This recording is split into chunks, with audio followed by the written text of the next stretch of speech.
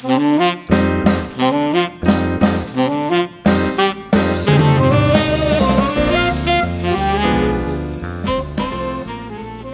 à tous et bienvenue dans cette nouvelle saison de Tout de Suite. J'espère que le nouveau générique vous plaît et que vous serez aussi nombreux, voire plus, à suivre l'émission cette saison. Cette année, on ne le répétera jamais assez, Star Wars 7 va débarquer sur nos écrans. Et puisque la saga Star Wars est le summum de la réussite de capitalisation sur une franchise, de nouveaux studios et réalisateurs ont tenté de réitérer l'exploit, souvent en se cassant lamentablement la figure. Aujourd'hui, nous allons parler de ces films qui avaient pour but de lancer une saga et que, en fait, non. On commence avec un film dont j'ai déjà parlé ici, et c'est Le Dernier Maître de l'Air. Et oui, ce chapitre 1, sous-titré L'eau, sera le seul, tant le film a reçu des critiques désastreuses. Et pourtant, le film aurait pu être synonyme de nouveau départ pour Shyamalan, qui avait réalisé Le Sixième Sens et qui était en perte de vitesse depuis. Au lieu de traiter cette adaptation du dessin animé Avatar sous un angle tout public, il avait décidé de partir dans une histoire plus confuse et surtout trop éloignée du matériau d'origine. Ces personnages perdent en relief et donc difficile de s'attacher à eux. C'est une mauvaise adaptation et les rêves du réalisateur d'en faire le point de départ d'une saga cinématographique prolifique s'envolèrent, un peu comme le reste de crédibilité que le public lui portait. Mais il y a bien pire et je vais vous le prouver.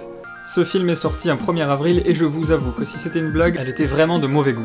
Le film en question est Dragon Ball Evolution, qui à la base s'appelait Dragon Ball tout court, mais quand ils ont vu les réactions des fans face au premier visuel, ils ont décidé de le sous-titrer Evolution, pour dire que le réalisateur voulait montrer sa vision à lui du manga. Ça a juste encore plus inquiété les fans, et pour une fois ils avaient bien raison, ce film est un ratage en long, en large et en travers. Prendre des libertés avec une licence c'est bien, je le recommande même. Mais là, c'est pas des libertés, c'est violer le matériel d'origine, et toute sa base de fans avec ça.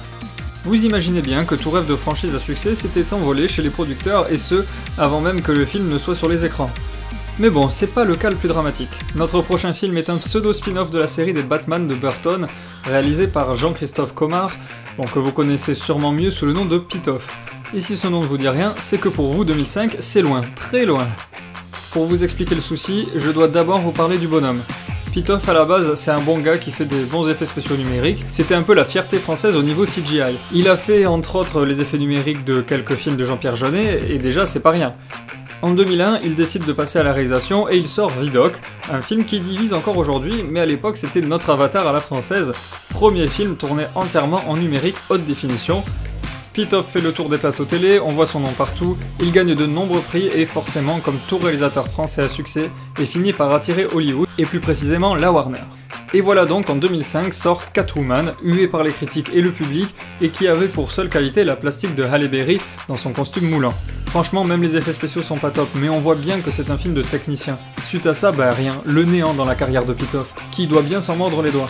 Et c'est dommage, parce que comme on a pu le voir, il est pas si mauvais que ça le bougre. Catwoman de son côté restera un souvenir douloureux dans le cœur des fans et des amateurs de bons films, et je vous conseille de le voir pour assister à un naufrage artistique en live. Et puis Catwoman, elle s'appelle même pas Selina Kyle.